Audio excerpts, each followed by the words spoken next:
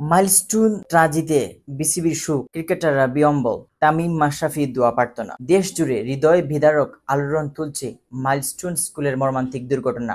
School bus দুর্ঘটনায় প্রাণহানির ঘটনায় শোক প্রকাশ করেছে বাংলাদেশ ক্রিকেট বোর্ড বিসিবি।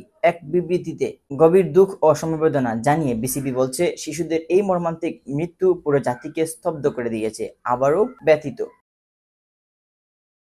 এদিকে দেশের তারকা ক্রিকেটাররাও থমকে গেছে এ ঘটনায়। তামিম ইকবাল, মাশরাফি বিন মর্তুজা, সাকিব আল হাসান, মেহেদী হাসান মিরাজ সহ অনেকে সামাজিক মাধ্যমে গভীর শোক প্রকাশ করে দোয়া চেয়েছেন নিহতদের জন্য। তামিম লিখেছেন, এই ট্র্যাজেডি সহ্য করার মতো নয়, সৃষ্টিকর্তা যেন পরিবারগুলোর ধৈর্য বাড়ান।